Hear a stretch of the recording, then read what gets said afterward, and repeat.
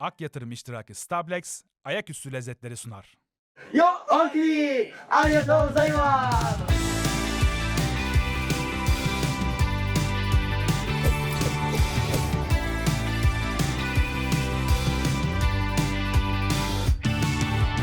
Meşhur olan ürünümüz Japon pankeki. Kyoto'dan dönerken almanız gereken en önemli şeyi satın alacağız orada. Neymiş o ya? Ben her şeyi denemeye başladım. Sahte burrata. Sahte burada. Vegan burrata. 10. jenerasyon çalışıyormuş. 1790'dan beri açıklar. Salt surf seviyorsan, susam seviyorsan, tahin seviyorsan bunu alman lazım. Şimdi en çok merak edilen şeylerden bir tanesi binlerce toriyi geçtikten sonra ne oldu? Tepede bizi ne bekliyor diye. Okay, I explain. So this meat is layer. You must grill 30 seconds, 30 seconds. Akame, Chitoro, Otoro, yallah.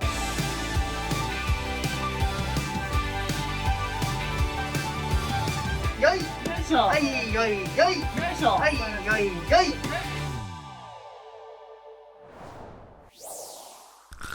Kyoto'dan hepinize merhabalar.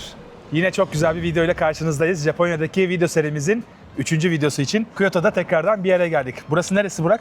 Burası Kyoto'da benim çok sevdiğim bir şey. Pontocho yürüyüş yolu var. Onun da paralelinde tekrar bunun devamı var. Evet. Ben akşamları da, gündüzleri de, sabahları da burada vakit harcamayı çok seviyorum. Sabahları kalktığımda eğer misafirim yoksa gelip burada demin sana gösterdiğim yer, şimdi orası çok kalabalık. Anonsu buradan yapıyoruz. Orada oturmayı, bir şeyler içmeyi, işte yeşil çay içmeyi ve kahvaltı yapmayı çok seviyorum. Akşamları da hareketli. Evet. Akşamları da misafirimle gelmeyi çok seviyorum. Bu bölgede çok fazla akşamları vakit geçirebilecekleri barlar var. Hem burada hem paralelinde. Restoranlar da var aynı şekilde. Hatta Pontocho'da bayağı restoran var. Tek tavsiyem böyle perdeleri açıp, yani eğer internetten bulmadılarsa, öyle spontane gireceklerse girip baksınlar böyle ne olduğunu. Evet. Dışarıdan sanki böyle kapalıymış gibi görünen çoğu yer aslında sessiz sakin içeride servisini yapmaya devam ediyor. Çok güzel bir bölgedeyiz. Tokyo ve Osaka'dan sonra Kyoto'yu görünce insan biraz böyle farklılaşıyor. Çünkü Tempo da düşüyor. tempo rahatlıyor. düşüyor. Biraz daha sesler azalıyor. Şehir kalabalığı ve koşturmacası azalıyor. O benim çok hoşuma gitti. Yani burada daha uzun kalmayı isterim. Açık ve net söyleyeyim. Çok sakin, dingin, gezebileceğin çok fazla tapınak var. Çok fazla yer var gidebileceğin. Yemekler çok güzel burada ki gördüğüm kadarıyla sosyal medyada paylaşılan birçok şeyin aslında kaynağı burası. Buradan paylaşılıyor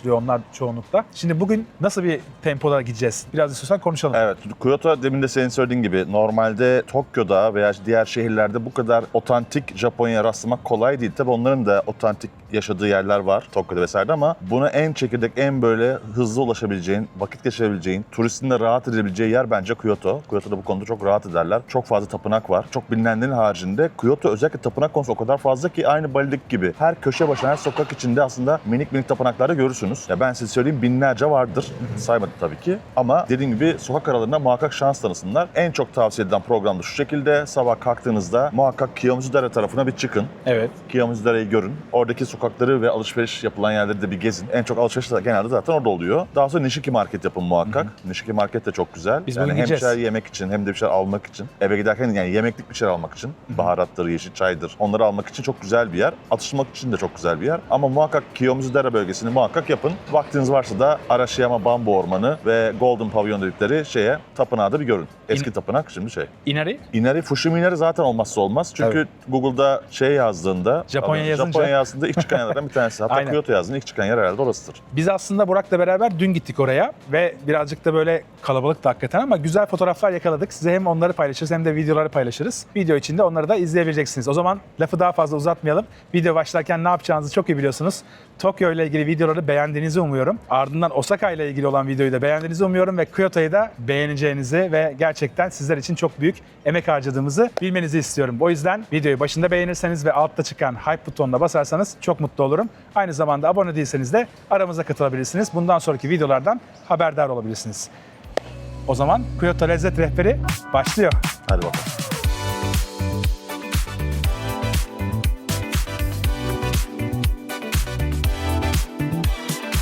Burak, şimdi Japonya'ya ilk defa gelenler için önerebileceğimiz şeyler olacak. Mesela Tamam. benim yaptığım hata, prizle ilgili bir sıkıntım oldu.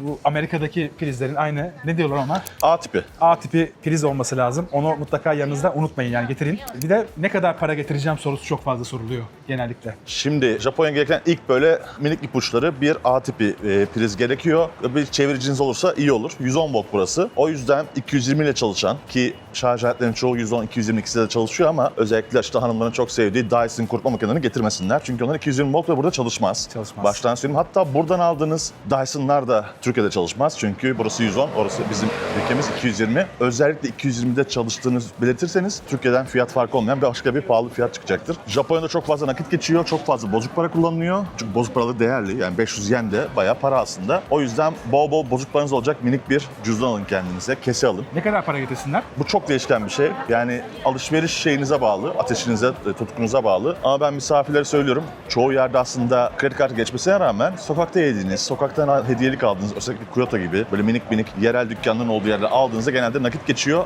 Ben 50-60 dolara geçmez diye düşünüyorum. Bir kişinin günlük nakit harcaması ama bir anda da geçebilir. Yani o tamamen şeye bağlı. 50-60 da garantili olursunuz. Ne kadar harcayacağına bağlı olarak değişiyor diyebiliriz. 50-60 garantili bir rakam olur. Ben mesela ne kadarla geldim? Toplam 1000 dolarla geldim buraya. 10 günlük bir seyahat için ve kredi kartı kullanıyorum ağırlıklı. Şu ana kadar 8. gündeyim ve 500 dolarım kenarda duruyor. Evet harcıyorsun. İstersen nakitle ödeyebilirsin ama kartla ödemeyi tercih ediyorum. Bu arada kartla ödeme demişken bazı kart ödemelerinde soruyor. Yani Japon yeni olarak mı ödemek istersin? Yoksa dolar olarak mı? Evet. Japon yenini seçmek daha mantıklı çünkü doları seçersen daha yüksekten dolar kuru hesaplıyor. Japon yeni bankanın vermiş olduğu kur neyse ona hesaplıyor. Doğru kuru o şekilde hesaplamış oluyor.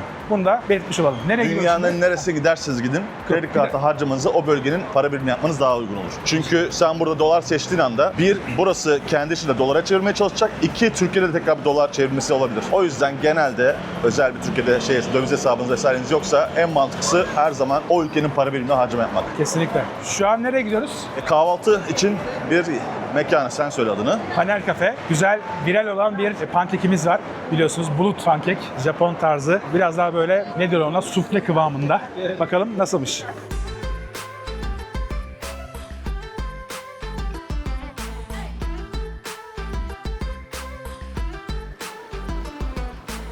Günün ilk kahvaltı durağında Panel Cafe'ye geldik. Burada meşhur olan ürünümüz tabii ki bu şekilde böyle Japon pankeki. Tatlı bir tane pankek söyledik. Yanına da kraffle üzerinde bir ek benediktimiz var. Burak tuzlu kahvaltı yapıyor. Ben tatlı kahvaltı yapıyorum. Benim pankekin üzerindeki krem brûlée yakılmış pürmüzde. Güzel duruyor. Başlayalım bence. Şunlardan üstünde bence. Üzerine atayım mı? Toparlıyorum şöyle.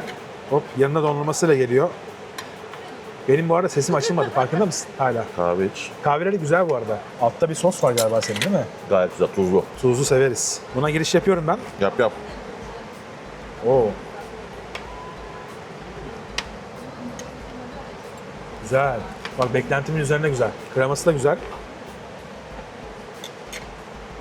Baksana. Daha bol koyabilirmiş. Ben şundan ekliyorlar da. Tam yap bakayım. Japonya'da soft ice cream'i çok güzel yapıyorlar. Yani böyle yumuşak, damakta eriyen.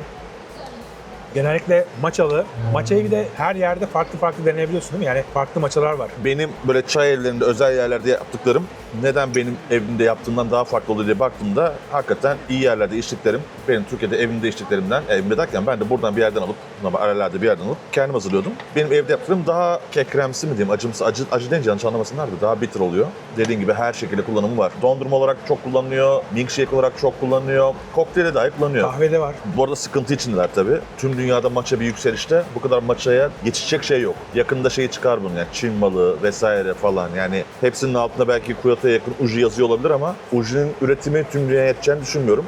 Uji bu bölgede bir yer. İşi çayıyla meşhur. Üreticiler var çok fazla. Ortasında bir şey var mı bunun? Yok bunu söylerken utanıyorum tabii de sipariş ederken. Bunu yapan insanlara saygısızlık gibi geliyor bana. Kraffle dediği waffle makinesine basılmış kruvasan. Yani 1001 emekle kruvasan hazırlıyor ve onu waffle'da basması, özür dilerim bunu yapan ustadan. Dünyada moda oldu ama bence haksız geliyorlar yani. Bir kruvasan hazırla sonra tekrar tosta bas. Ama güzel. O kadar yağlı bir şey her zaman güzel olacak tabii ki. Ben beğendim. Gözleme de çok güzel. O da yağlı. Doğru. Ustalarımıza özür dileriz. Kruvasan ustalarına özür diliyorum. Şöyle.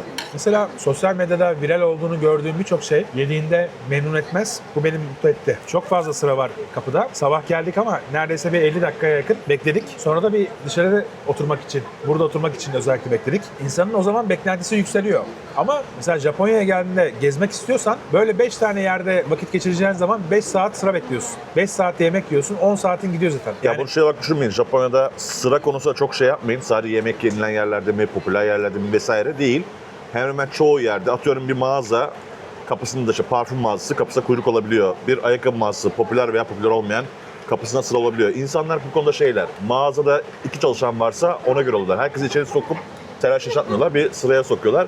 Hatta sigara içme alanlarında dahi sıra var. Sigara içme alanında diyelim kapasitesi 20 kişi yazıyorsa orada içeride bakıyorsun 25 kişi var. Dışarıda insanlar sigara içmek için kuyruğa girmiş.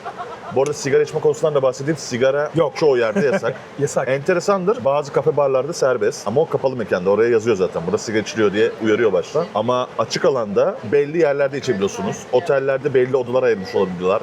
Havalimanlarında belli odalar ayırmış olabiliyorlar ama toplu olan yerlerde ne güzel ki sigara içmek yasak. Hatta sigara odaları sadece tütün ürünleri için değil, bu diğer cihazlı elektronik sigara içi olanlar için de bir odalar var. O Onları yüzden da dışarıda içemiyorsun. onlar da evet yani o işte ben tütün şey yapmıyorum, sigara dumanı diye bir şey düşünmeyin. Sigara konusunda çok başarılılar. Evet ya Yasak ben uygulama. hayatımda herhalde en rahat yaptığım seyahatlerden biri oldu. Yani Evet, çok seviyorum bu konuda burayı. sigara dumanı yani solumadan bir seyahat gerçekleştiriyorum ve aşırı derecede rahatım. Tabii sigara içen için çok zor oluyor belki ama bunu bilerekten gelmek Alışıyorlar. lazım. Alışıyorlar değil mi? Aslında onlar için de iyi abi. Üzerlerine sinmiyor.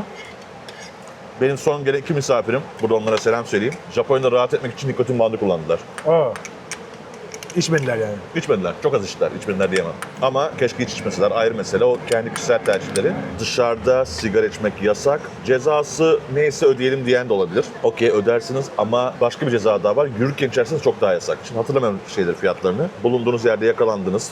Yanlış bir yerde sigara içiyorsunuz. Polis kibarca size minik teklan bir şey verir. Kül tablası. Onun içinde söndürün der. Minik bir cezası vardır veya hiç belki de git der. Ama yürürken sigara içersiniz yakalanırsanız onun cezası daha büyük. Çünkü birini yaralayabilirsiniz. Evet çarpabilirsin. Çarpabilirsin, zarar verebilirsin vesaire. O yüzden hani bu kuralı zaten çiğneyecekseniz de sakın yürürken yapmayın bunu. Bu Evet. yürürken bir şey içmek de aslında hoş karşılanmıyor. Yasak değil ama elinizde kahveyle yolda yürümek pek şey değil. Kenarda yapmanızı istiyor. Mekanlarda hep yolda yemek yiyin. Dışarıda yemek yiyen yerler, sokak yemeği yiyorsun, ayaküstü bir şeyler yiyorsun. Diyor ki lütfen caddede yemeyin. Kenara geçin. Yürüyenlere çarpabilirsin vesaire Çünkü yapabilirsin. çok fazla insan var ve çok fazla yürüyen var. Yani çarpmama ihtimalin yok. Japonya'da kurallar siz rahat edin diye değil, herkes rahat etsin diye var. Yani aslında kuralı kendin için değil, başkasını rahatsız etmeme, başkasına zarar vermeme adına uyguluyorsun. O yüzden herkes çok mutlu. Şimdi fiyatları da söyleyeyim. Yediğim krem brûlée pankek 1330 yen. Branyeli'de 1450 yen. Buradan şimdi nereye gidiyoruz? Bir pazara gidelim dedik. Güzel bir pazarımız var.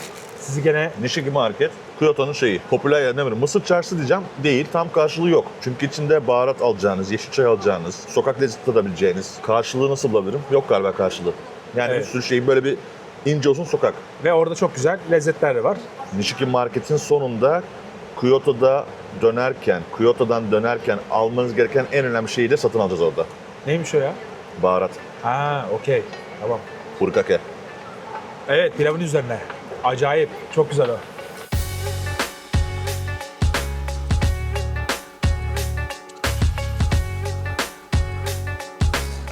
Bak burada turşu hazırlıyorlar. Aç avucunu. Turşu. Is it daikon? Wow. Çok iyi. Biraz şekerlidir şeylerin Şekerli, turşuları. evet. Ha okey. Thanks. Hazır var. Burak Koy, çok koy. iyi bir şans. Dersiniz. Arigatou gozaimasu. Bu da turistik olarak çoğu yerde satılan yine kendi hızlı şeyleri. Hızlı turşu gibi. Hafif tuzlu ama tam turşu gibi de değil. Adam ne paketleme yaptı. Sumimasen. This is only salt or miso or salt? No miso?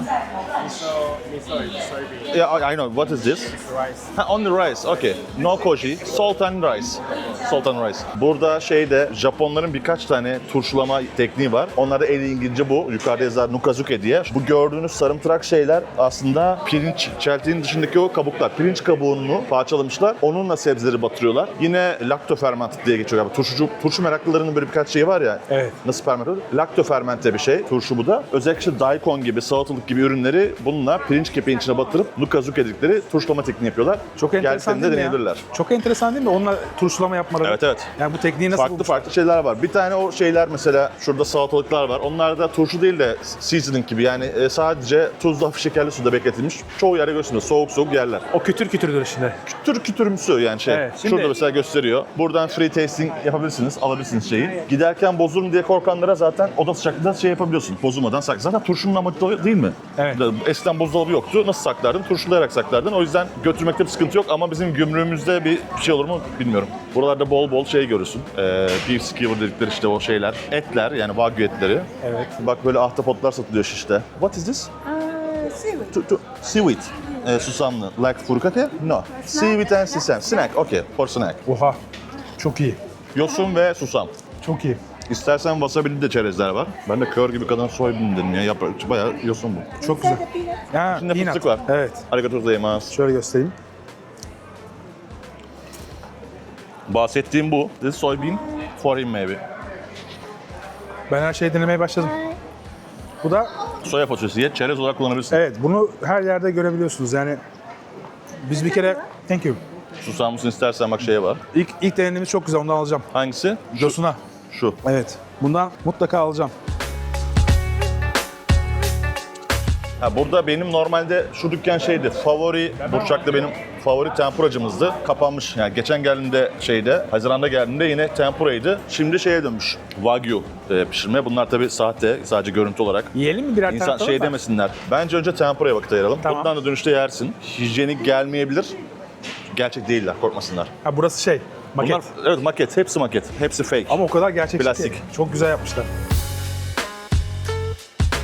Tatlı patates. Tatlı patates her yerde var bu arada. Neredeyse tüm Japonya'da her yerde tatlı patatesi pazarlıyorlar. Bize gelen tatlı patatesten biraz farklı. Böyle alışveriş yapılabilecek alanlar da var. Tabak, çanak, turşucular çok fazla var gördüğüm kadarıyla. Wagyucu var bakın. Abi şu minik ahtapotları nereden buluyorsunuz ya? Taco tamago dediği içinde şey var, kafasının içinde. Yumurta. Taco, ahtapot, tamago, yumurta, Evet. ahtapot yumurta. Şöyle. Burada da farklı susamlar var. Furkakeler diye kullandıkları. Böyle baharatların, bu normalde tofunun üzerine vesaire döküp yiyebiliyorlar. Burada acılısı, wasabilisi, sadesi, bir sürü çeşidi var zaten burada görebilirsin. İngilizcesini yazarlar genelde ama yazmışlar mı burada? Kataloğu var. Arigatou gozaimasu. Sen bundan bak bence. Ama şeydir, buradaki susam çeşitleri furkake gibi değil. Lezzetlendirilmiş susamlar. Sadece susam bunlar. Furkake'de susam var, seaweed var, işte ne bileyim sarımsak var vesaire var. Thank you. No thank I know. The last time I visit, I did right. Thank you. Oo, wasabili çok güzel. Evet evet. Wasabi, bonito, yuzu. Yuzu güzeldir. Daha böyle şey, narenci aromalı. Thank you. Yuzu and chili. This is only chili. Umeshu. Like ume, yeah. Yuzu and chili. Onu denemene gerek yok. Şunu dene. Ume. Erikli. Bu Japon'un en sevdiği şey eriklerden bir tanesi. Ekşi. Yemeklerde kullandıkları. Şeye Evet. boşaltsa daha iyi. Neyse. Bu ekşi. Ekşi bu. Çok güzel. Yani umeshu yaparlar, içki, umeyle tatlandırırlar. Ume'nin şeyleri vardır dükkanlarda, ekşi snackleri vardır. Ume'yi çok seviyorlar. Ben wasabi'yi sevdim. Wasabi'yi alabilirim belki. Wasabi, yuzu ve tavsiye ederim. Bundan al. Wasabi. Minikliklerinden al. Ya, Yeah. Evet, daha I will buy gibi. this one.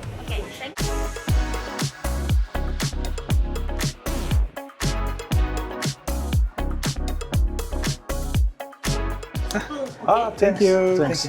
This video, how to make yuba? We Ah. make yuba inside. Really? Yes. Fasulyeden mi yapıyorlar Burak? Soya fasulyesinden yapıyorlar. Aynı bizim süt kaymağı gibi tepede biriken parçayı yapıyorlar, alıyorlar. Tofusu gibi, yuba derler buna. Aha. Ben ilk yediğim günden beri hastasıyım. Biz böyle severiz ya sütünü. Evet. Burrata, onu sevenler bunu da sever bence. Süt kaymağı gibi değil, öyle insanlar yapabilir ama ben seviyorum yubayı. Bak tül gibi, bunu görmen lazım. Tülle mi Onu bir topluyorlar? yerden bul videosunu muhakkak koy. Evet, başlayabiliriz. İyi gir bakayım. Bu bayağı süt kaymağı gibi ya. Evet ama topu kaymağı. Ben normalde tofuyu hiç sevmem. Topu çoğu insan sevmiyor veya alışık değil. Anladın mı? Evet. Ama tabii daha lezzetlenmek için soyaya batırmayı tavsiye ediyor. Zor alışana kadar ama alışınca sütlü iyi geliyor. Kıvamı enteresanmış ama. It's a sweet flavor or something. No flavor. Plain flavor. Plain. Yeah. Oh, it's so Maybe just plain bean. Just Yeah. plain, yeah.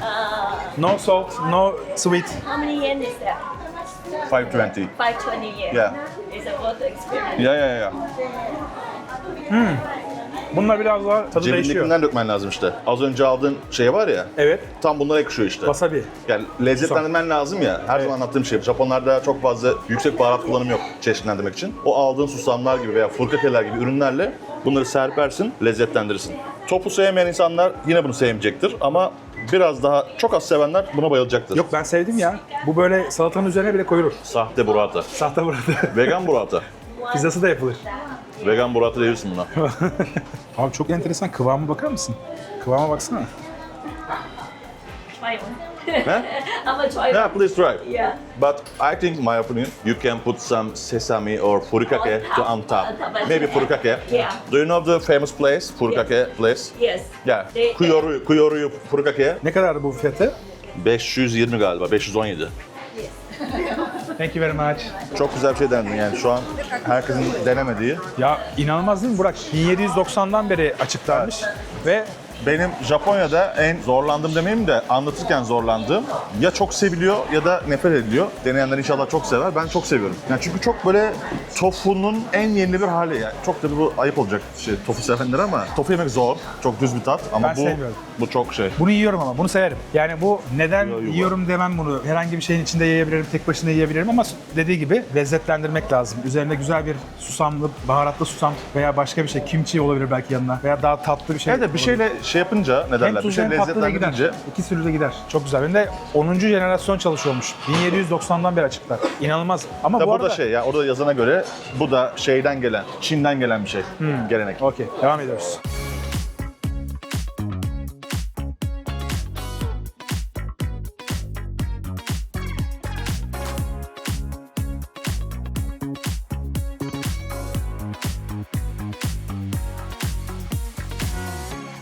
Ben direkt yapıştım oraya baksana. Cennet cennet. Zaten kalabalık bayağı baksana içeri. Ha bunlar maket değil. Burada da normalde şey ne derler? Normalde tatlı su unagi yiyoruz ya. Evet. Bu da adını sen söyle. Deniz yılanı. Deniz yılan balığı Aynen. aynen. Lotus root diye geçer. Lotus şeyi. Kabaklı tempura. Burada bir sürü çeşit tempura var. Ne yiyeceğiz? Karides. Yani karides ve Vay vay. krab dedikleri şey. Yengeç bacağı ama burada da başka bir gerçekten Bundan yiyebiliriz bak. Buradakinden yiyebiliriz Burak. Böyle yalnız şey sıra bekleyeceğin için sana normal her zaman bildiğimiz şeylerden verirler. Bunu da teslim etmeyi unutma çünkü ben bir seferinde Türkiye'ye kadar götürmüştüm. Şaka yapıyorsun. Evet. 6 ay sonra geri getirdim. Ne dediler? İlk başta anlamadı. Yo yo o sizde kalsın. Yok dedim bu bende 6 aydır bende yani bu sizin. Sonra aa falan dediler. Maça tuz dökmeme gerek var mı? Şöyle inceden. Çok az. Tempura sos. Bence biraz tuz ya.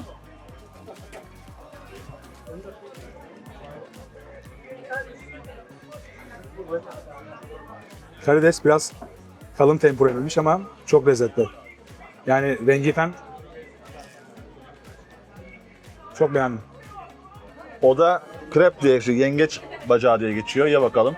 Bu da yengeç bacağı.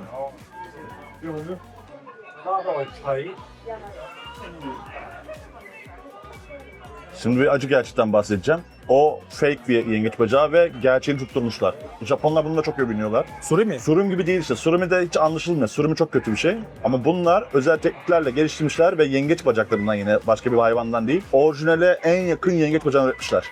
Bu yengeç değil yani bu. Yengeç.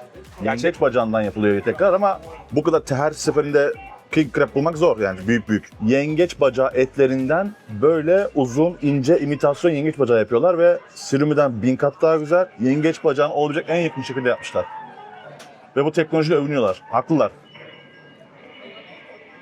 Gerçekten dolu dolu. Yani sen bunu 500 yene aldığın için şüphelenebilirsin fake olduğuna. Yoksa böyle bir yengeç bacağını 500 yiyemezsin. Çok pahalı olur.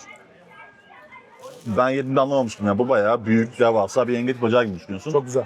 Ben beğendim. Herifler başarmış. Normalde çoğu yerde yazmaz fake olduğu. Dikkat ettim bak bu adamlar yazmış imitasyon diye. Girişte imitasyon olduğunu belirtiyor. Niye söylemedin bana? Şok oldu ya. Çok oldum zaten. Kötü bir ürün değil. Çok da güzel bir ürün. Evet. Ben sadece buraya iki arkadaş geldiğimizde otelimiz yakındı. Sabah kahvaltımız buydu bizim. Güzel. Beğendim. Başarılı. Şimdi demin çok şeydik, sıra beklerken hızlı geçtik ama bu tempuraları anlatırken işte aynı mücver gibi karışık sebze şey de var, tempura da var. Buradakileri anlatalım. Kabaklı, lotus köklü, omlet tempura, yani normal omleti tamagoyu tempura yapmış, tavuk ve aslında bu Kyoto'ya özel. Şimdi bu normalde dedik ya iki tip şey var, yılan balığı var. Evet. Bir tanesi tatlı su. Bizim unagi olarak yediğin şey aslında her tarafta yediğin, su. normal yediğin tatlı suda yetişen, tatlı suda yaşayan yılan balığının eti. Burada ise kullandıkları onlar anago diyorlar. Unagi ve anago. Anago da tuzlu suda yetişen. Bak mesela bu anago normal başka yerde bulabileceğin. Bu ise hamo diyorlar. Yine anago ama Kyoto'ya özel. Kyoto'ya özel bir lezzet yemek isterlerse anago yesinler. Güzel. Tatlı sudan ne farkı var? Tatlı su yılan balığı daha yağlı, daha ağır. Bu daha hafif. Güzel. Bunun ağırlığını tempura oluşturuyor. Bunu kesin öğrensinler. Ya bu çok lezzetlidir. Bunlar kestaneyi sıcak taşta galiba kavururlar değil mi? Bizim Bangkok'ta gördüğümüz gibi. Öyle de var. Şurada bir değirmende şeyde pişiriyor. Birazdan sesi gelir. Of, çok güzel gözüküyor yalnız. Ya burada denemekte hiç çekinmesinler. Siyah soya fasulyesi çayı. Kafein yok içinde. Ben soya fasulyesini sevmiyorum ya. Karar verdim. Çayı başka bir şey. Bu arada burada bir sürü hediyelik eşya varmış. Ha, chopstick rest bunlar. Yani chopstickleri koydukları yer. Burada da chopstick satıyorlar. Farklı farklı. Aynı mağazada 3 tane şey var galiba. Kestane var. Ürün satıyorlar, çay satıyorlar. Kavurma makinesi de var. Kestaneyi çevirdiği, pişirdiği şey bu tren şeklinde yapmış. Buharlı tren şeklinde. Zaten birazdan buharını alır onu. Fos diye bir kuvvetli ses çıkar. Abi bu kestaneler ne böyle? 何袋入れます？ Ne yapıyor? Çizik mi atıyor? Parçalıyor. O kabuklarını ayırdı. Allah'ım ihtiyacım olan makine bu. Tertemiz yaptı pırı pırı.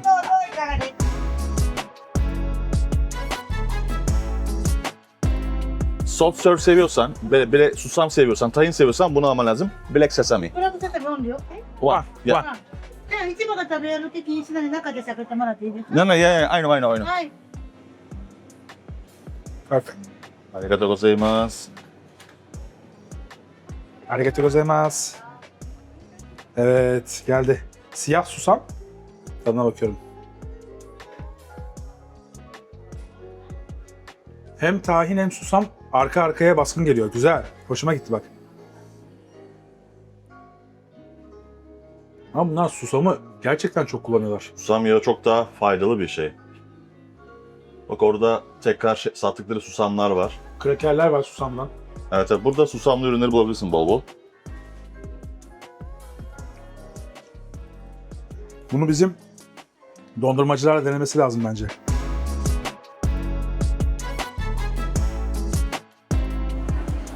Mochi yiyecek İnsanlar miyiz? mochileri sürekli dondurmalı zannediyor ama dondurma diye bir şey değil. Bizim ülkemizde dondurmalı yapılıyor Evet, ağırlıkta. evet. Sanırım dondurmalı olan da İngiltere'den falan çıktı galiba. Yani Muhtemelen. Japonlar büyük şeyde özellikle içine fasulye ezmesi, o kırmızı fasulye ezmesinden koyuyorlar. Sen Nutella gibi dedin ya, o genelde öyle sunuluyor. Bizde dondurma burada turistlerin sevdiği yerlerde var. Evet, ben normal lokallerde hep yediğim şeyler, mochiler hep dondurmasızdı. Bak birayı gördün mü? Derecesini gösteriyorlar. Eksi 2.2'de bira. Katsuboshi'ler, o değişik bir cins. Daha önce anlatmıştık ya Tokyo'da. Değişik bir cins palamutları var onların. Özel bir palamut cins. Palamut diyeceğim artık. Bizde de boya göre değişiyor ya. Bu da cins olarak farklı bir palamut var. Onun kurutulmuşunu şu frezelerle ince ince pul haline getiriyor ve kullandığı bazı ürünlerde aromalandırmaya çalışıyor. Burada bazı kobularda, kombolar da var, yosunlar. Bunlar da yine bazı hazırlıklı stokları veya çorbaları lezzetlenmek için içine attıkları şeyler, parçalar. Farklı bir balık bu, bilmiyorum ama bu da aynı. Ama bu sinek olarak hazırlamış. Evet. Herhalde daha kalın çekmiş. Evet. Çünkü diğerini attığında ağzına pul gibi eriyor. Bu biraz daha kalın çekilmişini sinek olarak hazırlamış.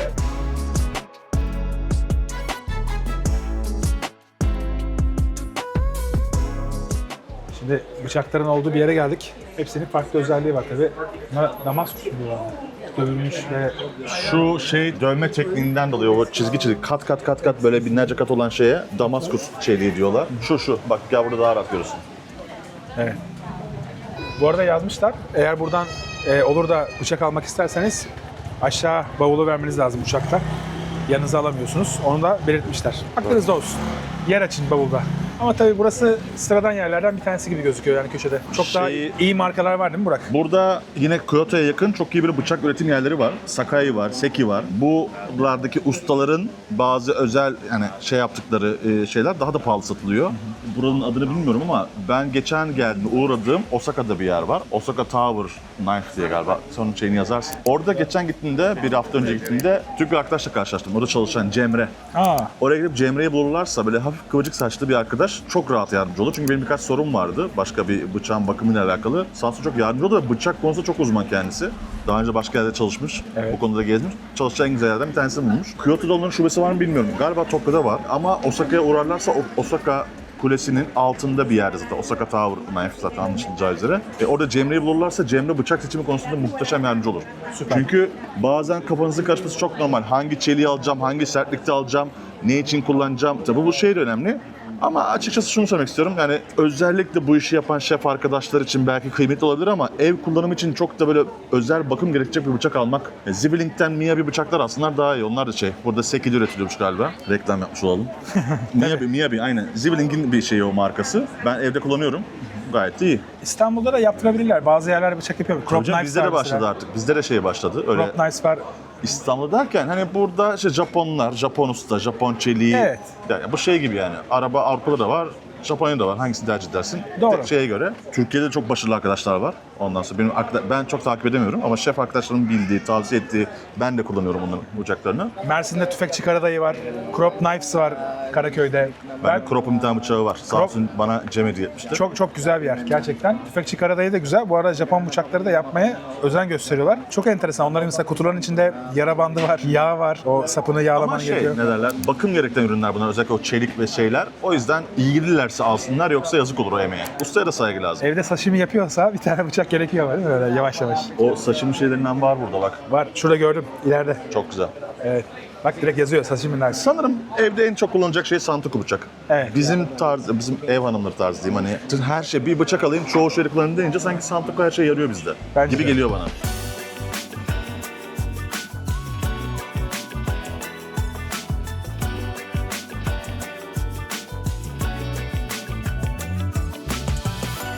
Burada normal rolllar, makiler vesaireler, nigiriler veya sashimiler alabiliyorsun. Buradan alıp arkada atıştırabiliyorsun. Eğer istiyorsan bakalım tadına. Burada yaşlı bir amca var, o sürekli orada açar, oyster açar. Olabilecek en ambiyansta burası galiba. Eski. Japonya. Yani lezzet olarak da fena değil yani.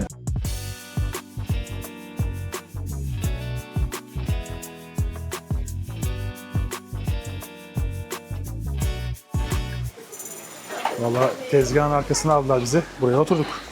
İçeri aldılar bizi. Olabilecek en yerde yiyoruz galiba. Doğal yerde. Balıkçının içinde yiyoruz. Bu Toro kısmı. Yani Otoro kısmı. Otoro. En alt göbek kısmı. Yağlı Yukarıdan kısmı. aşağı doğru yağlı katlıyor. Yani sırtından göbeğine doğru, kırmızıdan beyaza doğru. Akame, Chitoro, Otoro, yallah. Hadi bakalım. Yağlı bayağı. Zaten renginden belli. Evet, pes pembe. Can we get some shiso pepper?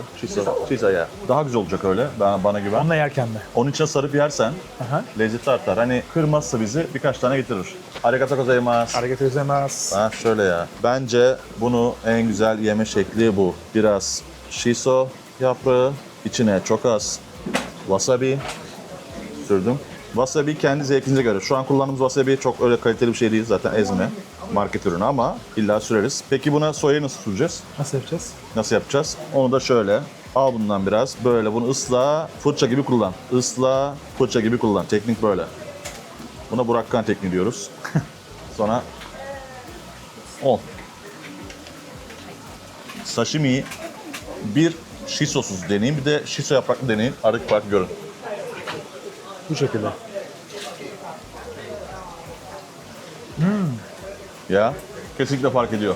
O yüzden bir restorana gittiğinizde dekoratif olarak duran bu shiso yapraklarını kendinize ayırın. Kimse bu yaprağı ellemez ama bence bunu kendiniz hükredin. Bence çok güzel. Enteresan bir yaprakmış. Shiso. Emin değilim ama buna Japanese basil diyorlar. Emin değilim. Öyle diyen de var. Japon fesleğeni.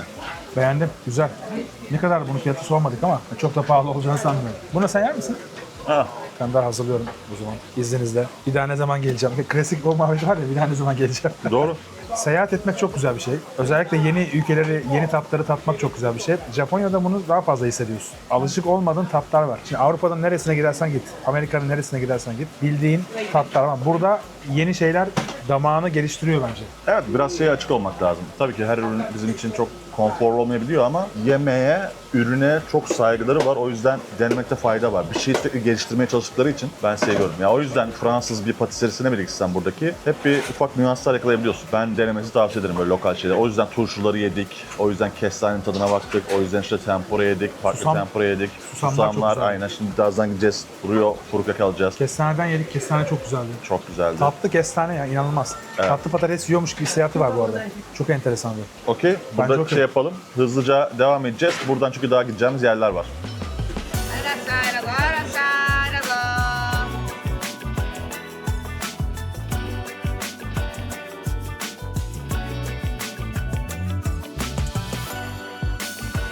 Bunu şimdi göstereceğim sana. Pilavın üstüne çok yakıştığı için diyor. Demin dedim ya buranın kopyası olmuş. Tarif dediğim bu. Gel.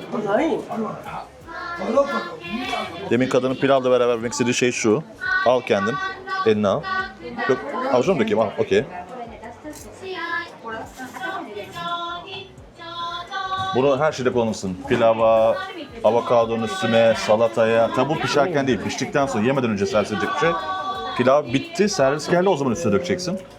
Yumurta pişti, sofraya geldi, sonra üzerine dökeceksin. Kıtır kıtır ve İçinde taze soğan diyebileceğim. O var, zencefil var ya. sarımsak var, bizim kırmızı biber var, susam var tabii. En çok aldığı şey susam çıtırlığı. Sarımsak, susam ve soğanın lezzeti geliyor zaten. Kavrulmuş bir şey var içinde, soğan var. Çok güzelmiş. Bu bayağı en çok satılan ürün burada bu. Daha sonra bunun daha sade versiyonu var. Buradan daha sonra alınabilecek en iddialı şeylerden bir tanesi bu. Crispy chili oil'ları, kendi tarifleri şöyle. Kendine has bir crispy chili oil'ları var. Onun daha da acısını isteyen olursa kırmızı olanı alsınlar. Ben sana şimdi bu şeyi vereceğim. Normal versiyonu. Normal versiyonu vereceğim. Denettir bakalım. Ama ucundan. O kadar acı değil, korkma.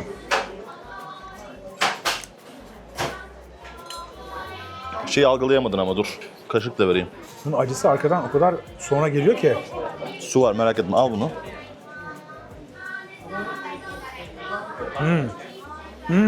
Anladın mı? Evet. Bu aşırı lezzetli bir şey. Oha. Bundan bol bol al. Bundan 4-5 tane alacağım. Oğlum çok iyiymiş lan. Bu en çok götürdüğüm şey ama normal olanı al, çok acı olanı alma. Kesinlikle. Şunlar da yine rice cracker ve acı şeyler. At ağzına şunlardan. Bunları götürmeye gerek yok, bunlar çünkü hemen biter. Bunlar evet. Gel böyle. Burada zaten şeyi anlatıyor. Bu furikake, buraya ait furikakenin nelerde kullanabileceğini. Burada da işte atıyorum dedim ya biberler var. Acılık derecesi zaten burada gösteriyor. En acısı şu kırmızı olanlar. Bir de bu kırmızı şey burada. En acısı bu. Ama gerçekten acıdır. Daha lezzetli bir şey istiyorlarsa da böyle yuzulları var bunun. Umamisi Sancho yüksek pepper'lısı değil mi? var. He? Çok umamisi yüksek onun. Ama bu damakta böyle 4-5 farklı tadı veriyor bir anda. Hangisini? Demin Hem yediklerini, evet. sos hem de bu baharat. Bu çok güzel. Ben şunu seviyorum. Enteresan oluyor. Yuzul dediğim buydu. Evet. Bunu deneyebilirler. Dur bakayım içinde var mı? Az at ağzına. Şuradan yapma. Acı bu ya. Ama şey yuzulu güzel. O yüzden az yaptırdım. Burak bu çok acıymış. Ki yediğin hastasının en az acısı. O bayağı acımış lan.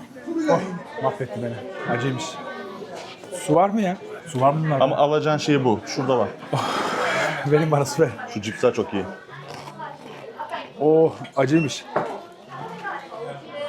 Güzel ama o acı geldi. Ama sostan alacağım. Alışverişimizi yaptık. Bunlar 6 ay dayanıyormuş bu arada. Haberiniz olsun. Ben bunu avokadoya, yumurtaya, her şeyi koyacağım.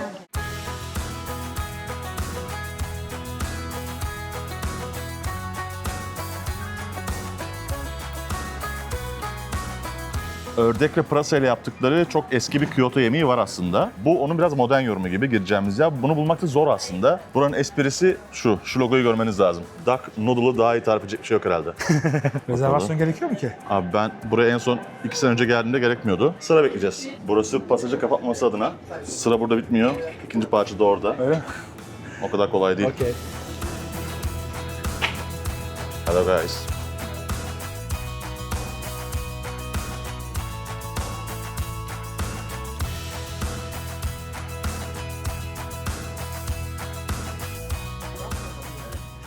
Ördek ramen yiyeceğiz. Biraz sessiz bir ortam var o yüzden kısık sesle konuşuyoruz. Kendi yaptıkları bir bira var. Gyeongdak Beer diye. Burada aslında iki tip yemek var. Biri ördek ramen, biri de Tsukumen dedikleri Evet. daha susuz dipping ramen diye geçiyor. Dipping noodle diye geçiyor. Japoncası tsukumen diye geçiyor. Onu tercih eden de var ama buranın şeyi asıl meşhur olanı duck ramen. Kamonanban diye bir şey var. Kyoto'ya özel. Pırasa ile hazırlanan bir şey. Ama onda soba var. Makarna olarak soba makarna kullanılıyor. Onun bir yorumu gibi. Modern yorum. Biraz daha- Kamonanban soba. aslında Avrupalı şefler çalışıyor var ve onu da söyleyebiliriz. Evet burası. Buranın yatırımcısı yani kurucusu da Avrupalı olur emin değilim. Çok böyle şey, ben her geldiğimde bir yabancı yani şey görüyorum. Would you like paper or books? Ah no thanks. For me yes, yeah. Thank you. I'm okay. Thank you. Ben dökerim o yüzden mecburen. Nasıl yakıştı mı? Thank you. O gelen şey kokusu çok fresh değişik bir pepper kokusu var ya, o Sancho pepper'dan geliyor. Japonya'da çok meşhur. Evet, özellikle Kyoto çok meşhur bir şey. Bu yemek aslında benim bildiğim Kyoto'ya bağlı. Bunu yerken hem suyunu içmek hem de ramenini yemek gerekiyor. İkisi aynı anda gidiyor. Değil mi? Evet, yani kaşık da verdiler Kaşık bize. da. Ama bol bol sulu şekilde, o yüzden zaten apron verdi. Kıpırdatabilirsin. Kimse seni yargılamaz burada. Üzerindeki mikrofrizler de Daikon mikrofriziymiş. Şunlar. Evet. Bunlar bayağı bir tat veriyor bildiğim kadarıyla. Biz bu arada sipariş verirken soruyorlar. Normal şartlarda 2 parça var. Göğüs ve kalça olarak. Hangi parçalarla istiyorsunuz diyorlar. Ekstra parça alabiliyorsunuz. Biz 5 parçalı seçtik. Değil mi? Evet, 2+3 seçtik. Tabağın kenarındaki baharatları almak için suyu üzerine döküyorsunuz. İçeri doğru akmaya başlıyor. Bu ne Burak? Mantar olabilir. Mantar. Evet. どうしよ Hmm, う。どうして。 enteresan. Bende var bir tane daha. Bulma sen. Hi. What is this? This is Is that mushroom. mushroom? Yeah. Kikurak. Kikurak. Kikurak. Kikurak ismiyle. Suyu ve nodulu güzel. Nodul bayağı ipeksi. Tokyo'da gyoza yemiştik. Oradaki şef mesela yapmış. Ne söylediğini tam anlamadım orada ama dedi. Yüzündeki gülümsemeden beğendiğini umuyorum dedi. Evet dedim, cevap verdim. Ben yarın tekrar gidiyorum oraya. Ördek eti. Yumuşacık ve çok güzel pişmiş. Bir yumurtamız da var. Yumurtanın rengi bile çok farklı ya. Soba noodle yemek için güzel bir bölge. Sobayı bazen soğuk da servis ederler mekanına göre. Aha. Zaro soba diyorlardı galiba. Evet. Ama bence sıcak hali daha güzel. Kesinlikle sıcak daha güzel. Ördeğin rengi bile farklı abi. Yağlı bir de. Biraz tuzu eksik sadece. Daha az tuzlu yani diğerlerine göre. ちょっとしばらく時間かかります。 Ama şu stok çok iyi. Yani suları çok iyi. Diğer içtiklerimize göre farklı biraz daha. Daha farklı yani, bu ördek denemek isteyenler de buraya da özel bir şey olsun. Çünkü ördek bildiğim kadarıyla Edo zamandan kalma bir yemek bu. Vallahi bravo. Çok güzel. Bayıldım valla. トニーじゃないです。 Belki yiyenlere soba farklı gelebilir. Diğer yedikleri ramen noodle'larından veya udonlardan daha farklı gelebilir. Kara buğday mı, buğday mı? O farklı şey yapıyor. Bence bu videonun en özel yerlerinden biri bu. Benim bu 3. gelişim ve 3 seferde de buna memnun ayrılıyorum. Japon yemeklerinde şu güzellik var. Yedikçe farklı tatlar almaya başlıyorsun. Renk değişiyor tabakta. Yani aşağı indikçe yeni bir şeyler geliyor. Bu beni çok sevindiriyor çünkü standart bir şey yemiyorsun. Veya bizdeki gibi döner yiyorsun mesela, et dönerde. Aşağı yukarı tat belli. Ama burada öyle bir şey yok. Ramenlerin hepsi farklı. Ben göğüs etindense kalça etini daha çok seviyorum. Çünkü kalça eti biraz daha yağlı. Damakta daha tadı güzel geliyor. Bizim damak zevkimize uygun. Ve porsiyon çok büyük. Bu arada metrekare küçük. Ona rağmen her müşteri değişiminde bulaşıkları yıkıyorlar. Hızlı yıkama makineleri var. Alan o kadar dar ki yani bizim evin mutfağı bu kadar herhalde. Yani aşağı yukarı aynı mutfak. Ama temizler. Temiz. Her seferinde ellerini yıkıyorlar, tabağı yıkıyorlar vesaire falan. Yani çok böyle göz önünde her şey ama temizlikten şüphe etmiyorsun. Burası birazcık böyle şef dokunuşu olan bir restoran. Evet, evet. Yani diğer ramenciler gibi değil. Diğer ramenciler biraz daha tam Japon tarzı. Ama burası Japon tarzını biraz daha şef dokunuşlarıyla çeşitlendirmiş. Başka hiçbir yerde yenilebilir çiçek koymazlar yani böyle. Adisyonu da söyleyelim. Bizim içtiğimiz duble olan yani 5 parça etli geliyor. Bir de bunun 2 parça etli olan versiyonu var. 5 parça etli olan vergiyle beraber 2145 yen. 1350 yen de biralarımız. Yani her biri 1350 yen. Burak'la aynı şeyi yedik. Sadece et tercihlerini değiştirebiliyorsunuz. Örnek veriyorum 5 etin 3 tanesi göğüs olsun, 2 tanesi kalça olsun gibi seçebiliyorsunuz. O yönden güzel. Bu medium tabakta bence medium tabak yeterli. Yani bunu aklınızda bulundurun. Large tabak, bunun nasıl daha büyüğü olabilir bilmiyorum. Yani. Kesinlikle medium tabak söylemeniz daha doğru. Biz biralarımızı bitiriyoruz, yola çıkıyoruz. Sıradaki durakta görüşürüz.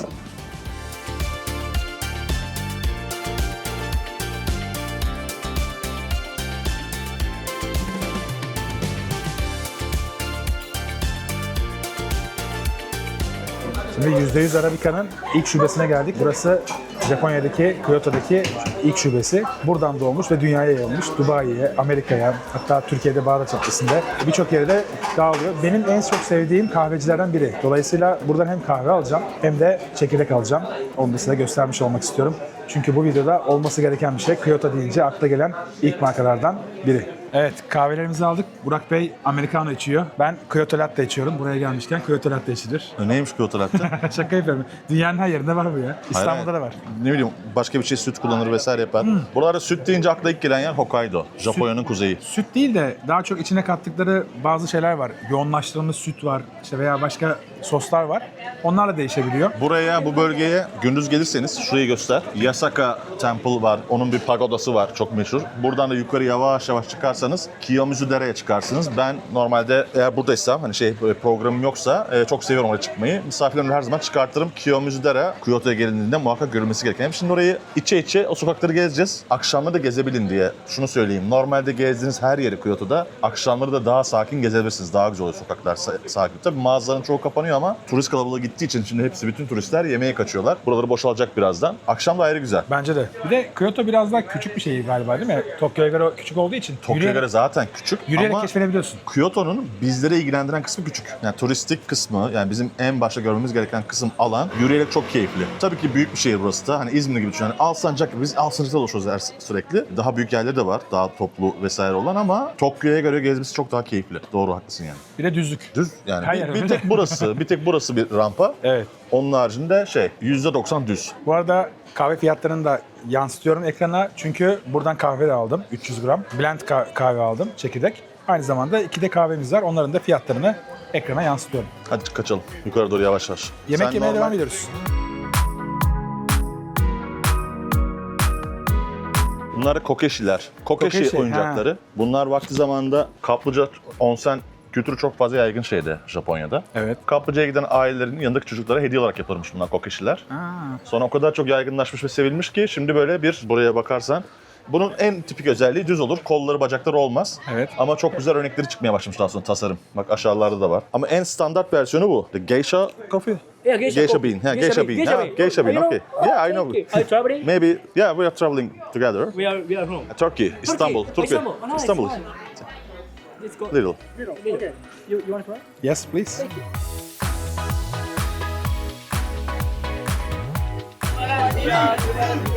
모치 모치 초코 이따다키마시타よおきにありがとうございますよいよいしょ。はいよいよいよいしょ。はいよいよいよいしょ。はい、ラスト。よいBöyle bir şey. Bakalım güzel mi? Önce çileğini yiyeyim. Çilek güzeldir çünkü. Sen yedin mi bundan? Ben çok favorim değil benim mochiler. Mochi mochi. Bakalım.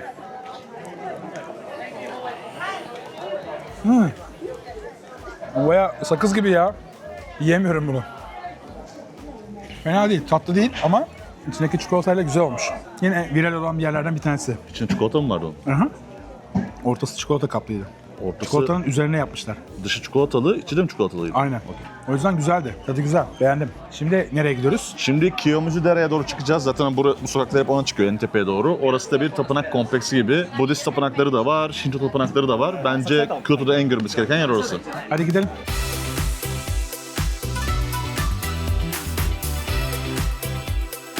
Altıda kapanıyormuş zaten. Ha, Yarım saat olmuş. Yapacak bir şey yok.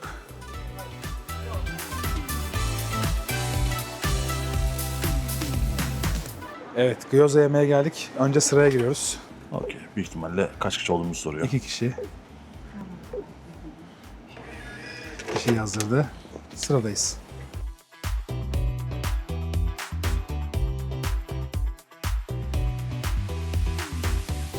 Nereye geldik şimdi? Ohei diye bir gyozacıya geldik. Buranın şeyini çok seviyorum. Ben tavsiyem yani garlic and leek yazan, sarımsaklı ve pırasalı olan. Ama hepsinin içinde pork var bu arada. Diğeri de zencefilli. Zencefilli olanı bu sosa, diğer olanı sarımsaklı ve pırasalı olanı da buna batırmanı tavsiye ediyorum. İkisinden de söyleyelim mi? Söyleyelim. Burası aynı diğer yerde olduğu gibi taze yapar hiç donuk kullanmaz. Önünde hazırlar. Eğer istersen böyle şeyler de var. Şu güzel aslında. Bundan söyleyeyim salatalık şeyi. Söyle, patates var. Susam yağlı. Patates salatası da var. Bir de bu soya fasulyesi filizlerinin böyle haşlanmışı var. Bu hanımefendi yiyor yanında. Ya da şeyler var. Midye çorbası, pilav vesaire gibi ürünler de var. Ama tavsiyem benim şu salatalık. Salatalık ve patates. İkisinden de söyleyelim.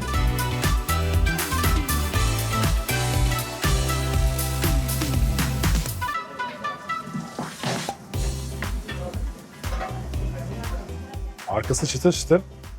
Ön tarafı o kadar ince ki. Bak dağıldı direkt. Hangisini beğendin? Ben ikisini de beğeniyorum. Ama genelde sarımsaklı daha çok hoşuma gidiyor. Ama bence garliye de miso daha çok yakışıyor ya. O garlic olanla gyoza sosunu tavsiye ediyor ama bence garlic olanla miso sosu da çok güzel oluyor. Ha, içi krema gibi akıyor gidiyor. Dışı çıtır, bir tarafı yumuşacık. Dağılıyor. Şu Turşu da basit bir salatalık turşusu ne hale gelir biliyorsun. Turşu da değil yani hızlı bir hıyar salatası. böyle gittiğimiz yerlerde işte ne için çektiğimizi anlatınca Evet, daha rahat oluyor. daha rahat oluyor. Biraz daha çünkü korkuyorlar. Acaba benimle ilgili bir şey mi çekiyor falan diye. Ama paylaşım yaptığımızı ve yeme içme üzerine bir şeyler çektiğimizi görünce daha da şevkleniyorlar. Şov yapmaya başlıyorlar. Bir şeyler daha göstermek istiyorlar. O yüzden Japon Ben buraya çekim yapmak kolay aslında biraz. da. Evet. Buraya kimi getirdiysem Memnun kaldım. mutlu ayrıldık. Süper. Ama hiçbir tanesi Robota Yaşan'ın patates sosuna yaklaşamaz. Yani ginger denemiş oldum ama Evet. ginger değil bence garliği özleyeceksin. Sarımsaklı. Evet. Sen sarımsaklı her şeyi seviyorsun ama. Sarımsak çok güzel bir şey. Bence de güzel. Bu arada ekranda nasıl gözüküyoruz bilmiyoruz da yani her yer sıkışık olduğu için mecburen bir yere kamerayı koyuyoruz. Evet. Ben de istemezdim bu hani böyle omuz omuz olmayı ama. Is it okay for you? Bu ne? Şekerpare gibi duruyor. Şekerpare galiba. Yok, gyoza bread diyor. Tatlı ihtiyacından şekerpareye benzeten şey. Özlüyor musun mesela sen uzun kaldığın zaman Türkiye'den bir şeyi? Ben mesela şu an Çok uzun kalsam lahmacun özlerim herhalde. lahmacun, ciğer. Güzel bir ciğer. Lahmacun ya benim. Ocak başında. Köfte sistem şu karşılık köfte var çok güzel yapıyorlar. Evet. Karşıda bir köfte yapıyorlar. Kapkalın böyle. Biz ikinci gyozalarımızı beklerken dün gittiğimiz 2 tane mekan var. Onlara da size özetleyelim istiyoruz. Yakitori yemiştik. Yakitori tavuk ızgara aslında ama Şişli tavuk. evet. Genelde tavuk ürünlerinin şişlenip satıldığı yerler bunlar. Ucuz, çok güzel karın doyurulabilecek yerler. Dün gittiğimiz Torikizoku da bir zincir aslında ama Evet. çok yaygın. Ve İsmi Torikizoku Torikizoku. Evet. çok hızlı karın doyurabilirsin. Bizdeki karşılığını bilmiyorum. Hani var bir şeyle benzeteyim mi diye. Ama zincir olan güzel tatlı karın doyuracağın bir yer. Evet. Şimdi zincir dedim. Diğer tarafları bilmiyorum bu arada. Bizim gittiğimiz yer çok güzeldi. Evet. Umarım diğer zincirler de öyledir. Hani şimdi gidip de rezil bir yere giderlerse de bizden bilmesinler ama hakikaten bizim Kyoto'da Pontocho'ya yakın olan Pontocho tarafındaki Torikizoku gayet güzel. Oradaki karaage tavuk çok güzeldi. Tavuk derisi de çok güzeldi. Ben tavuk derisinin hastasıyım galiba. Yani Çok onu seviyorum. çok fazla yerde deneyimleyemiyorsun. O yüzden birazcık daha özeldi bence. Güzel. Başka ne yemiştik? Ben O çok... da güzel olan şey iPad'den sipariş vermek. Sipariş veriyorsun şak diye geliyor. Sipariş veriyorsun şak diye geliyor. Aynen öyle. O kadar hızlılar ki yani hakikaten ne söylediysek 2 dakika içinde masadaydı. Evet. Orası gençlerin çok sevdiği bir yer yani şey olarak. Evet. Yaş ortalaması olarak çok düşük orası. Ama gece belli bir saatten sonra herkes aynı eşit yaşa geliyor zaten. Ya uygun fiyatlı karın doyurmak için Torikizokular çok güzel. Aynen öyle. Bir diğer mekanda Patisserie Fukunaga. O da kestaneli pasta yemiştim orada ben. Çok enteresan bir tarzları var. Pastayı yapıyorlar. Pandispanya var. En üstüne de krep koyuyorlar. Kestaneli pasta. İçinde de kestane var. Yani daha önce böyle çok görmediğim bir tarz. 1690'lardan kalma bir yer. Enteresan yani. Japonya'da bu tarzda çok fazla yer var. O yüzden hoşuma gitmişti benim. Yani onu da sizlerle paylaşmak isterim. Geldiğiniz zaman tatlı yiyebileceğiniz çok fazla mekan var. Şeyine biraz seviyorlar Fransız tekniklerini. Fransız patiserisini çok seviyorlar. O yüzden bu gördüğünüz pankek gibi olan o kremalı şeyler, pastalar falan o konularda taktikler iyi yapmaya çalışıyorlar. Sen hep şey diyorsun ya hani Japon mutfağı aslında bir şeylerden devşirme. Evet.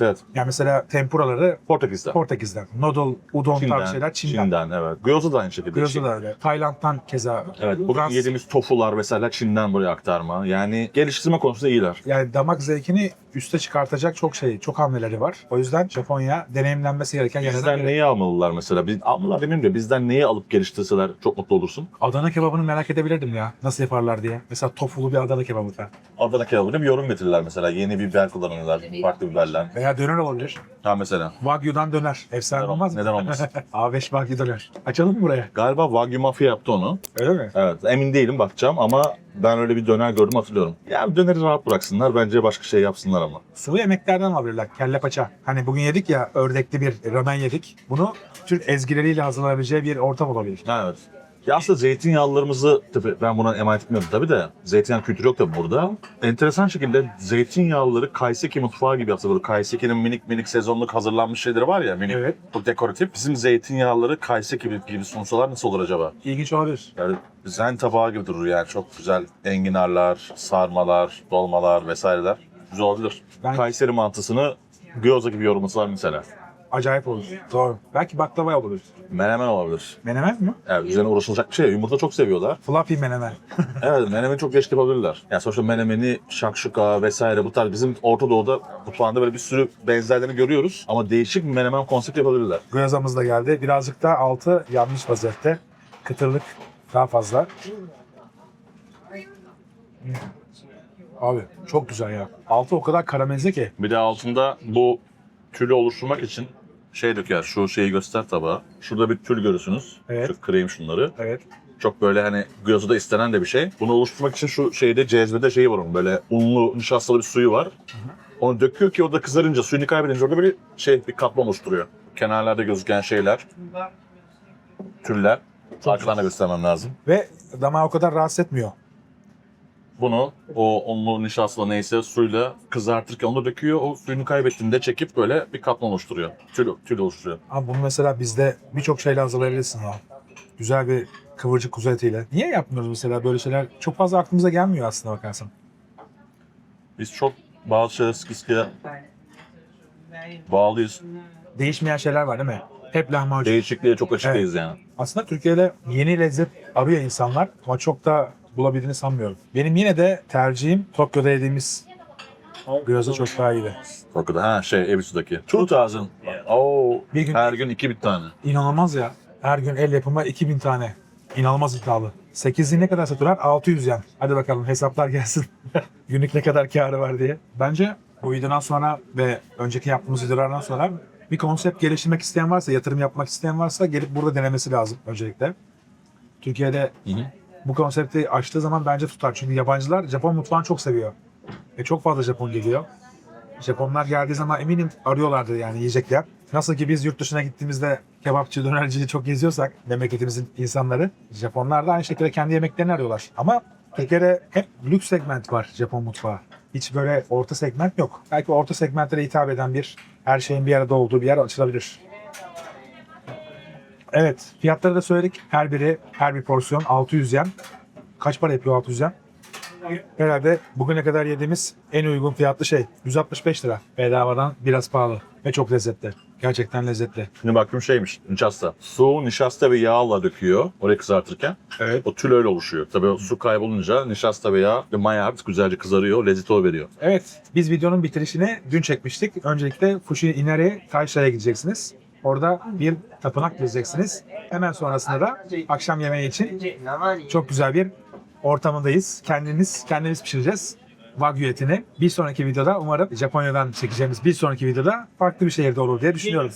Beraber inşallah gene çekeriz. Sana çok teşekkür ederim. Ben teşekkür 3 ederim. video boyunca Bu gerçekten final miydi? final. Bu bizim şu anki finalimiz ama aslında video devam ediyor. Videonun asıl finali dün yaptığımız. Peki o zaman siz devam edin bakalım. Any more orders? İstiyor musun başka? Sen? Vallahi yerim. O zaman biz burada yemeğe devam ederiz. Two garlic.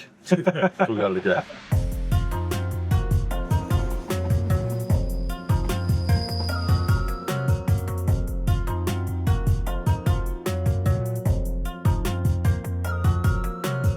Nereye geldik? Sen söyle bu sefer de. İnari'ye geldik. Fushimi Inari Tapınağı. Inari kutsal ruhun adı. Tamam mı? Biz Fushimi'deki Inari Tapınağı'na geldik. Taisha tapınak demek. Fushimi Inari Taisha. Inari ismini ilk nerede duymuştun? İstanbul'daki sushi restoranında. Sushi restoran. Barlas'ın açtığı eski Evet. Kuruçeşme'deki yerden. Bak arkamızda da onun logosu var. Tilki var değil mi? Inari'nin logosu. Evet. Tilkiydi. Şimdi Arkamızda. hepsini birbirine bağlayalım. Bir, Inari'ne Shinto inancında, burası bir Shinto tapınağı. Bir kompleksi daha doğrusu. Shinto inancında birkaç tane değer verdikleri şey var. Bir, doğaya saygı. 2, atalara saygı. Tamam. 3, kamilere saygı. Kamiler ne? Kutsal ruhlar. Inari'de bizdeki karşıda da tanrı diyelim ona, tamam mı? Şarap ve bereket tanrısı bizde Dionysos'tur ya mesela hani Yunan mitolojisi tarafında. Evet. Burada da pirinç ve bereket tanrısı Inari. Anladım. Inari'nin de elçileri var. Bu elçiler tilkiler. Bazen böyle ağzında tilkiler ne derler ona? Pirinç çeltiğim derler. Bağı taşırlar. Bazen mektup taşırlar. Bazen anahtar taşırlar. Bunlar kutsal kaminin daha doğrusu kutsal ruhun mesaj taşıyıcıları. Bunlar çok severmiş kızarmış tofuyu.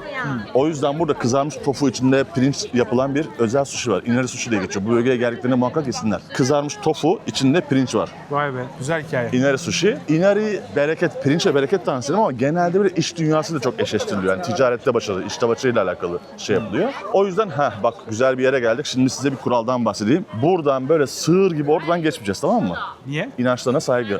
Orası kutsal ruhların geçişi. Biz sağından ve solundan geçeceğiz, tamam? Gel. Ortadan geçmek yok mu? Ortadan geçmek yok. Tamam abi. Evet, burası iş dünyasıyla alakalı. Yani işte başarıyı daha çok ilgilendiren bir kutsal ruh, Inari. O yüzden burada binlerce tori göreceğiz. Tori ne? Az önce altından geçtiğimiz o geçiş kapısı. Burada da firmalar, Binlerce arka arkaya evet, galiba. firmalar veya insanlar buraya bağışta yapıyor. Hani bizdeki adak gibi. Yani biraz belki başarı elde ettiği için, belki de başarı elde etmek için buraya bu torilerden hediye ediyor. Burada binlerce var. Şimdi birazdan göreceğiz. Arka arkaya dizilmiş Arka olan... arkaya dizilmiş. Evet, yani Japonya yazdığında ilk Evet. çıkan fotoğraflardan bir tanesi burası. Güzel. Bu arada bu Fushimi bölgesi doğal suları da çok meşhur. O yüzden ülkenin en çok tüketilen şeylerinden bir tanesi sake, biliyorsun. Bu civarda çok fazla sake üreticisi var. Yani bir pirinç zaten, bak pirinç tanrısı. Pirinç kutsal ruhu. Ne lazım şey için? Sake için pirinç. Evet. İkinci şey ne? İyi su. Evet. İkisi de burada var. O yüzden bu etrafta çok fazla şey var. Sake üretim yeri var. Çok güzel. Bu arada güzel kokular Bak geliyor. gelmeye başlamış. Bunlar Japon akça ağaçı. Evet. Momiciler oluşmaya başlamış. Yavaş yavaş kızarmaya başlamışlar yapraklar. Sonbahar geldi tabii hala. Evet, evet. Biz bu Momici arada diyoruz ona. videoyu Kasım ayında çekiyoruz. Evet. Muhtemelen siz Aralık ayında izlersiniz. Daha güzel anlarda izlerler. Ay çok güzel olmuş burası.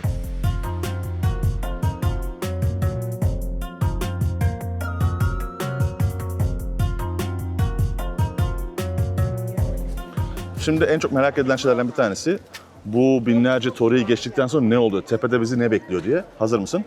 Hiçbir şey. Ya burası herkes yukarı tapınakta özel bir yer bekliyor ama hayır değil. Bunun devam edildiğinde hani ben kötü şaka yapmak istediğim herkesi yukarı kadar çıkartırım mesela. Burçak çıktı ve küfür etti.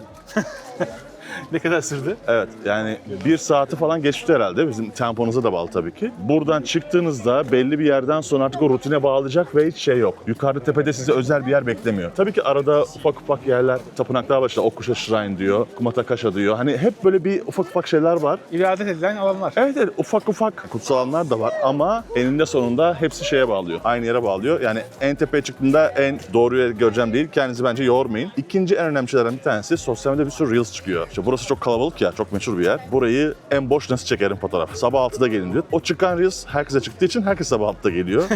Buraya boş görmek istiyorsanız akşam gelin. 24 saat açık burası. Öyle mi? Şimdi tapınaktan öyle saat falan yok. İstediğiniz zaman gelebilirsiniz. İnsanlar girerken para verdiği yerler genelde tapınak verdiğiniz zaman değil mi? Tapınağı değil, oradaki özel bir bölüme veriyorsunuzdur.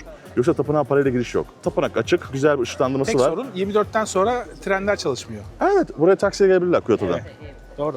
Çok kolay yani şeyi. Hani derlerse ki en boş halini istiyorum. Okey. Ya da çekerken insanlar erken pes etmeye başlayacaktır burada. Biraz ilerlersiniz yavaş yavaş boşalacaktır.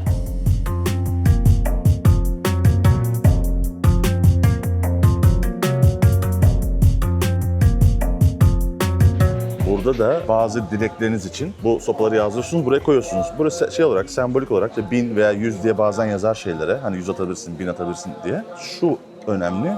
Hangi yazının hangi şeye geldiğine, mesela bunu yazmanı istersen bir Japon'dan rica edersin. Hoş şey de yazabilirsin. İngilizcesini. İngilizcesini Türkçe de yazabilirsin. Yani inanıyorsan o zaten muhakkak ki Geri yabancı dönüş dili vardır. oluyor. Anladım. Yani o şeyin İnar'ın de bence Türkçesi vardır. Ama illa böyle şeye yazmak istersen de buraya. Ama şunu yapmayın. Neyse onu söylemeyeceğim. Söyle. Ya bunları hatıra diye alıyorlar insanlar evlerine de bunlar başkalarının dilekleri yani yapmayın daha şey olur. Ha orayı mı? Yazılmış olanları.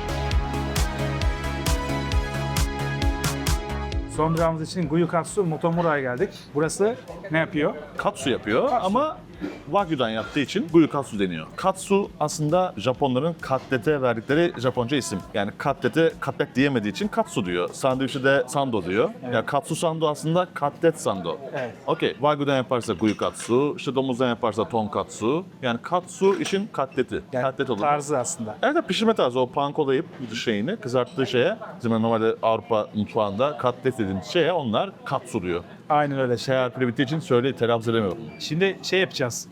Önümüze taş konuldu. Altında da bir ateş yanıyor. Etlerimiz gelecek. Bunlar böyle bir pankuyla aslında kaplanmış etler. Onları kendimiz pişireceğiz. Birazcık kendi pişir, kendi ye gibi oluyor. Aslında şöyle, kendi pişirmek zorunda değilsin. Sadece bazı insanlar işte ortasında bu rare vesaire sevmediği için Evet. isteyen istediği gibi de finishini yapabilir diye veriyor ona. Pişirme Yapmak zorunda derecesini değilsin. ayarlayabiliyorsun. Evet, sen dedin ki bu benim için biraz çiğ. Hop burada önüne hazırladığı taşta finish yapabiliyorsun. Çok güzel. Burada bir çayımız var. Bu yeşil çay mı? Evet.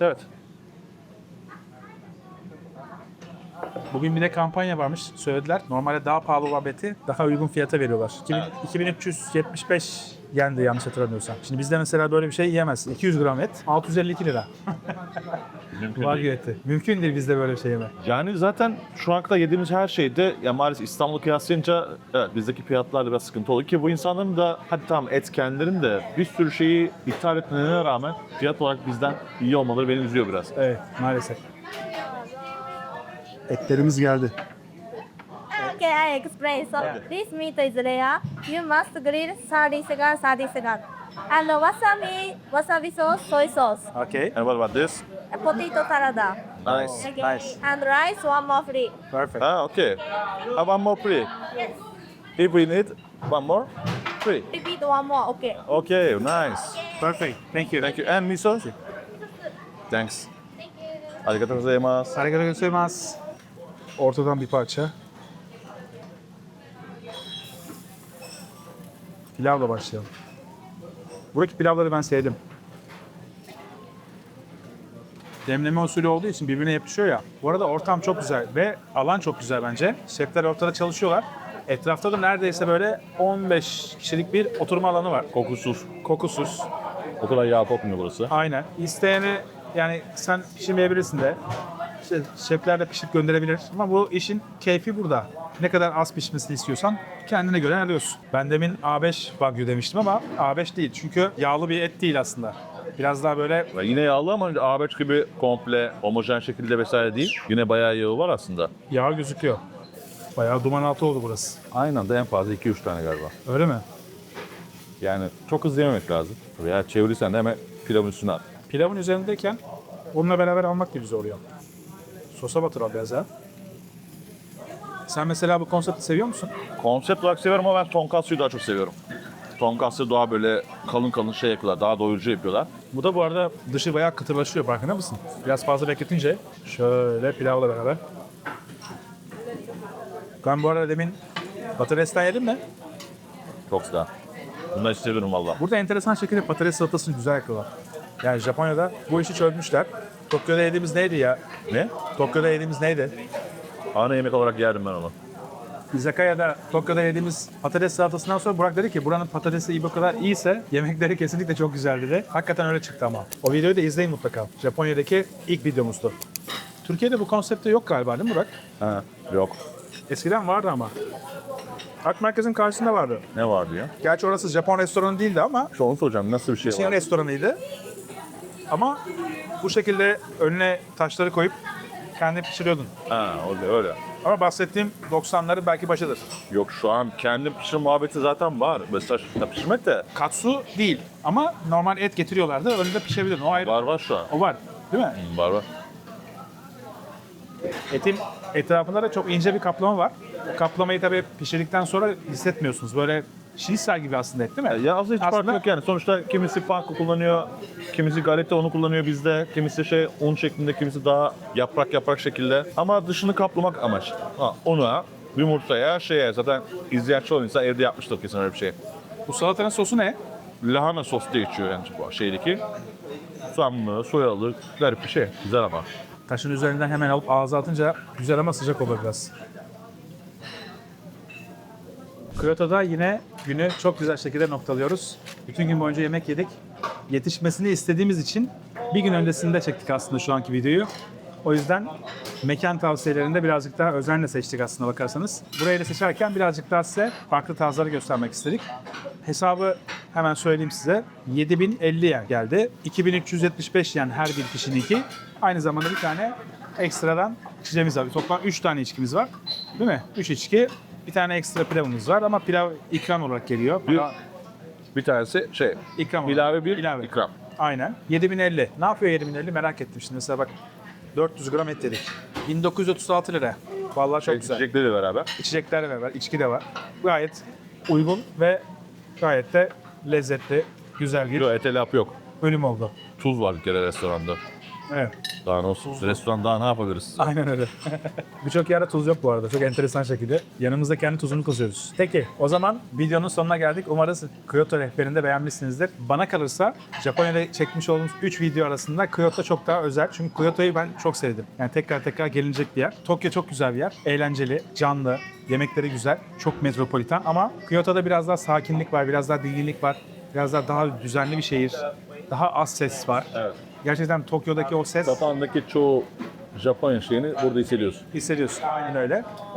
Ve biraz daha dinlenme, biraz daha böyle seyahatin sonuna doğru aslında buraya koyarsan çok daha iyi olur bence. Buradan dönünce aklımda hep Japonya çok daha güzel kalır diye düşünüyorum. Burada sakin yaşayıp en son alışveriş için genelde insanlar Tokyo tercih ediyor. Doğru. Bavullarıyla beraber ülkeyi terk ediyorlar. Doğru. Aynen Yani öyle. en son Tokyo'dan ayrılmak daha konforlu geliyor misafirlere. Ha, İkinci gelişi ise tabii ki Kyoto'yu en sona bıraksınlar. Ama ilk defa geliyorlarsa belli ki çok şey alacaklar. Şeyden de Tokyo'dan öğrencisi daha iyi. Peki. O zaman bir videonun daha sonuna geldik. Video biterken beğen butonuna basmayı, abone değilseniz abone olmayı ve aynı zamanda aşağı yorum yapmayı lütfen unutmayın. Önümüzdeki hafta Perşembe saat 19'da yeni bir videoyla belki de yeni bir ülkede karşınızda olacağım. Hoşçakalın. Bay bay.